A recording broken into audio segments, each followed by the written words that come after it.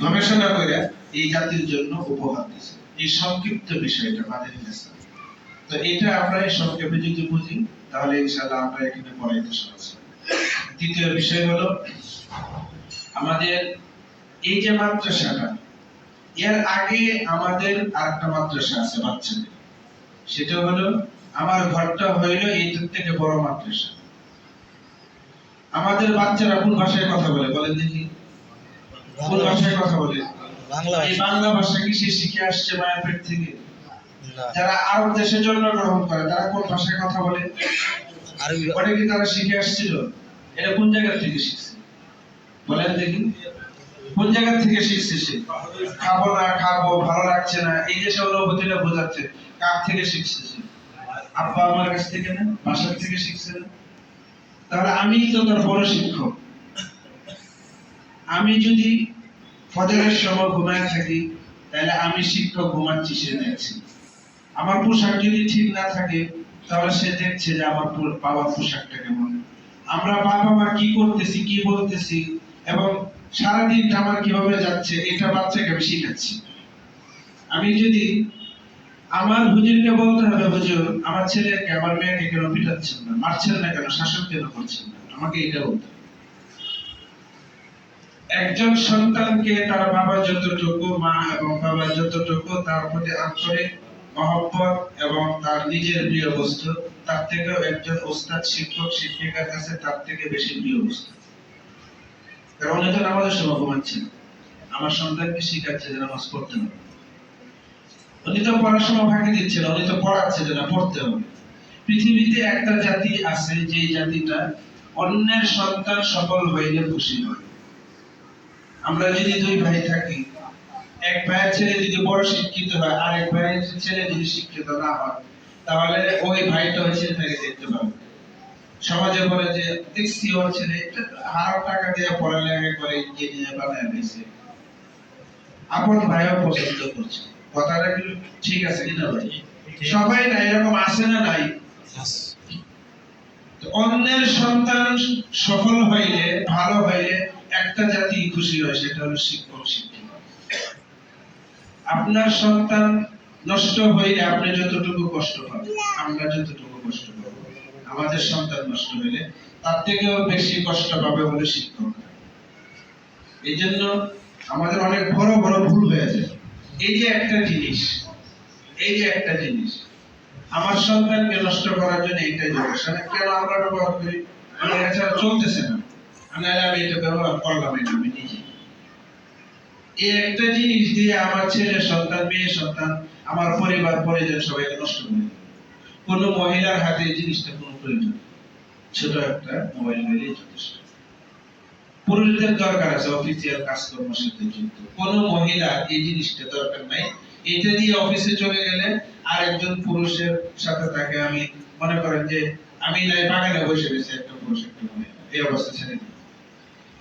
কেউ রাখবেন না, এই জিনিসটাই যথেষ্ট আমার পরিবারকে নষ্ট করে, আমার সন্তানকে নষ্ট করে।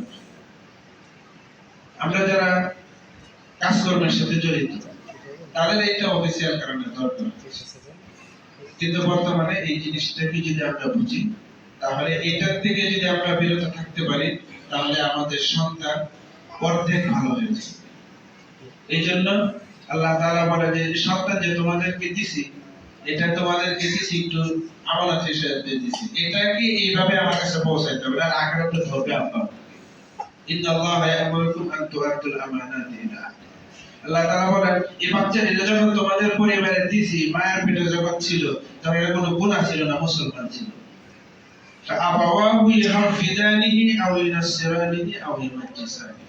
প্রত্যেকটা বাচ্চাকে মায়ের পেটে দেওয়ার পরে নিষ্পাপ থাকে, দুনিয়াতে আসার পরে সে কিছুই জানে না, এখন সে নিষ্পাপ।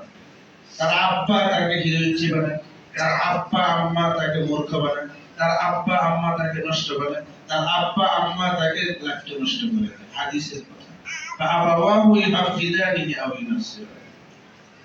ইহুদি খ্রিস্টান বানায় দিব, হিন্দু বানায় দিব, বিধর্মী বানায় দিব, নষ্ট বানায় দিব, এটা ঘরের মাদ্রাসা থেকেই তার এটা প্রতিষ্ঠান থেকে।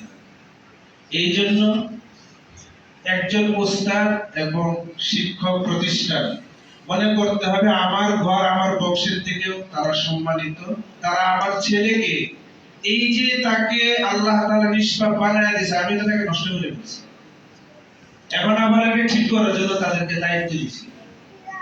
আমি আগে বড় ছাত্র হইতে হবে আমার শিক্ষকদের, কারণ আমি তো যেভাবে দিছি এখন তো সেই লাইন নাই, বা সেই লাইনে ছিল কিছু নষ্ট হয়ে গেছে, এখন এটাকে পরিপূর্ণ থাকার জন্য যারা চেষ্টা করতেছে তারা হলো শিক্ষক। আর যে জায়গাটাকে নির্বাচন করা হয়েছে সেটা হলো মাদ্রাসা। আমার সন্তানকে সম্পদ বানানোর জন্য তাদেরকে দায়িত্ব দিয়েছে। আমি কি পারবো আমার সন্তানকে বানাইতে? এই জিনিসটা অনেক গুরুত্বপূর্ণ। আর না হলে কিয়ামতের দিন বলবে সন্তানরা যে তারা কোথায় যেতেছে, আমাদের যেমন ধরা খেয়ে গেছি।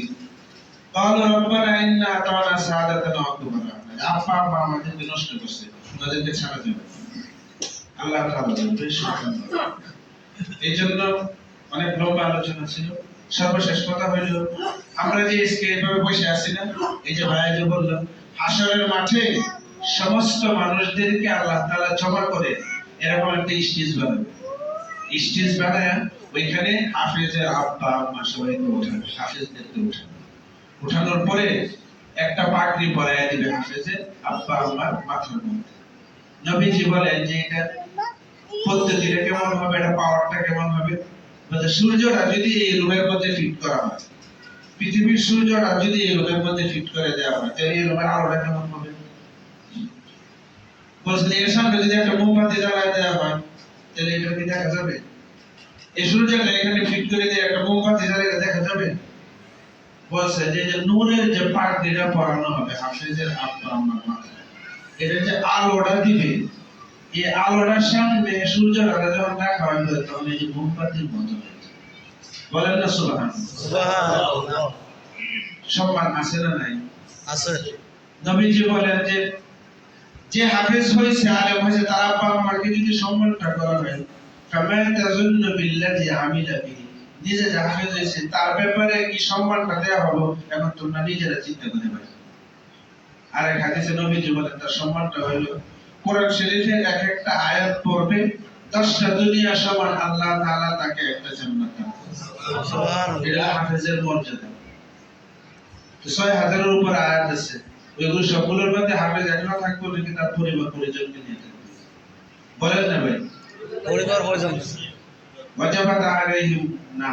নবীজি বলেন যে এরকম মানুষগুলো যাকে জাহান্নামের তালিকায় লেখা হয়েছে তাদেরকে সুপারিশ করে ওই ব্যক্তিকে জান্নাতে নিয়ে যাবে। আল্লাহ তাআলা আমাদের সবাইকে যেন এই কাতারে শামিল করে সবাই বলে আমিন। কোরআনের সুযোগ পেলে ইনশাআল্লাহ। জাযাকাল্লাহু খাইরান। ইনশাআল্লাহ